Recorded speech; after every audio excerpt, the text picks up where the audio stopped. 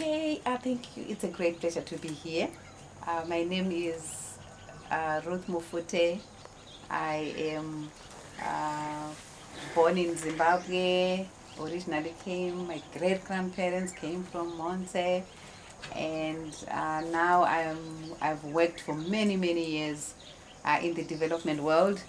I worked for Africa.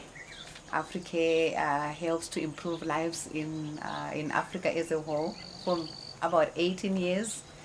And it was a blessing that in 2005, while I had gone for my once a year,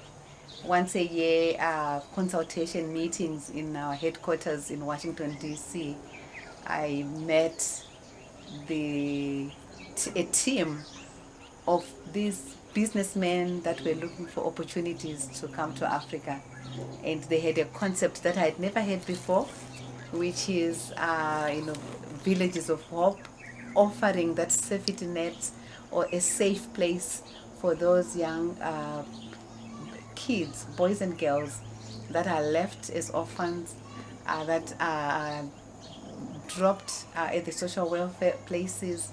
So they were telling us as Africa, as a development agent in Washington, D.C., their work, their good work, and their desire to do it here in Zambia. It was just like by God's grace that I was there. So when I listened to their story, and as you know, in every board meeting, people talk and they give their own opinion. And I was the only African that was in there. I realized and I could see the role that they could actually come in for development purposes. I knew the issues that were here in Zambia, working in all these provinces in Zambia as a nation. I knew that this is a great model that could be scaled up, but here we go, the private sector, through these gentlemen, the men that are the gentlemen, one of them, Ben Swartz, we, I convinced my directors that I would, me and my husband would actually support them to be able to fulfill the desire and the dream and the vision that they had. So, without cutting a long story short, one day we found them here. We were meeting them at the airport. We were hosting them. We now got deeper into the mission and vision. We housed them in our home, and it sounded brilliant for us. We thought, okay, this is how we can develop Zambia, looking at all those needy, very needy children that are out there that really need to be put in a safe place, nurtured, mentored, and the part that I really liked is the Christian part, that they were putting God in the middle, that they were now working with God, that this was a vision that has Christianity in it. And we saw it. They invited us into the United States, to their home, and we went to their church, and we could see that this is just not for them, but for the fulfilling the desire from God. So one day they were here, and it's true. Now we are here at this farm, at this beautiful place. Hand over to my dear husband who was with us to just tell us the story behind us getting this place. And we are so excited that we see young men that their hope could have been tarnished. But through this meeting and the desires and the push by God to those that He selected, Ben and Kathleen, to do His will, we are here and they're grown up. We saw them in church doing amazing things. So over to you, Love Mo. Yeah. Yeah, please share how we ended up here. Right. This all started, I guess we can go back a couple of months before Ben and the two other gentlemen came to Zambia on their trip. Now, we had also hosted Ruth's uncle, James, who resided in the UK. Uncle James, a bit of background. Uncle James had married one of the sisters, Auntie Rose. Nyerenda, the next farm. Well, this was their farm, right? So, but of course they had been divorced for some years, and but somehow Uncle James wanted to just go and see how she was doing. So he was home, and he asked me if I could accompany him to this place to see his ex-wife. So we drove up with Uncle James and arrived at the sisters, and they were all there. The sisters were all there, very happy to see him, and we were treated very well, and all that. And in that process, I realized that these ladies, and apparently there was a brother too, these ladies had a lot of land which was just lying idle, and they didn't know what to do with it. So in the talking, in fact, jokingly, the sisters had been saying, you can come and settle here, and so on and so forth.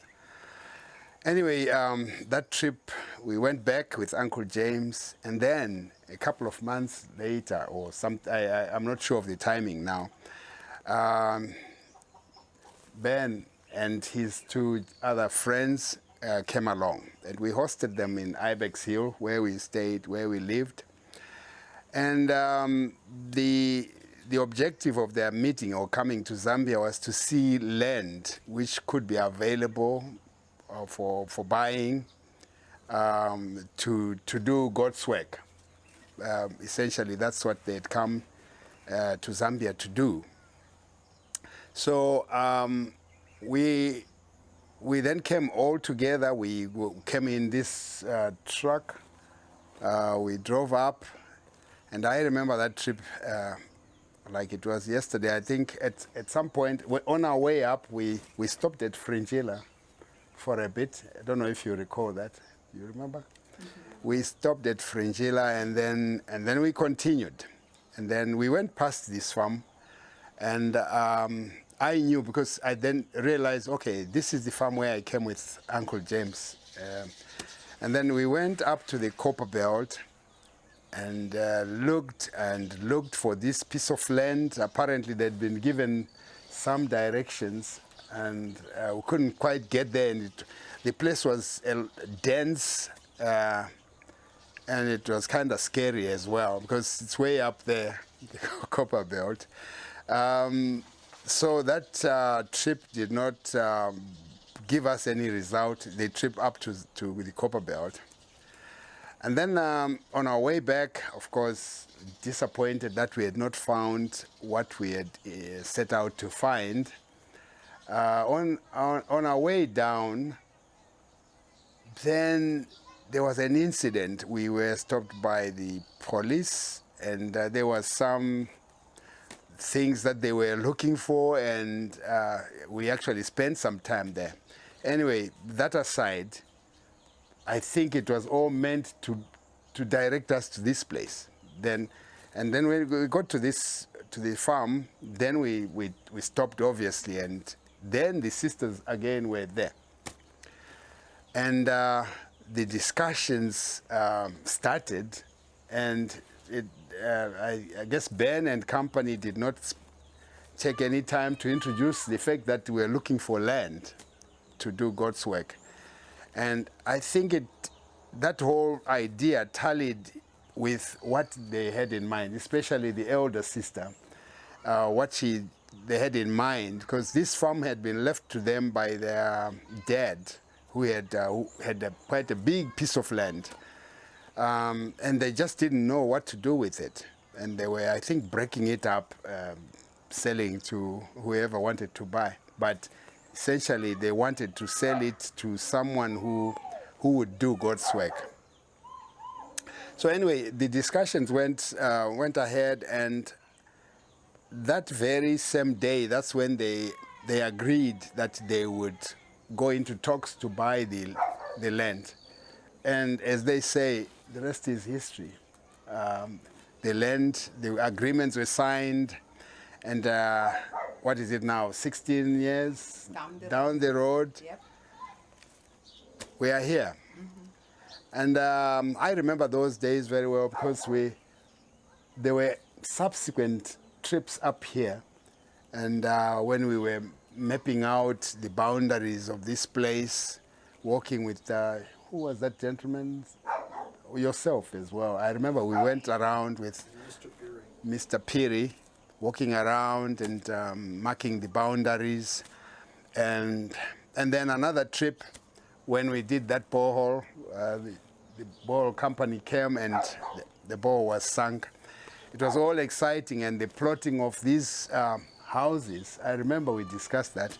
I think there was one time when we had lunch over there by where the guards are now.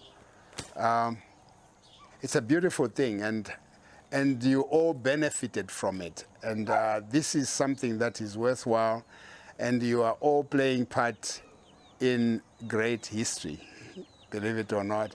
And it's a worthwhile thing because it's helping many lives, changing many lives.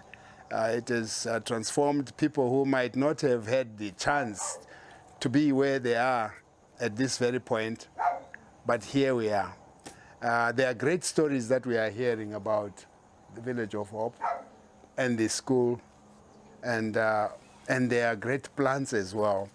And I would say that's where I can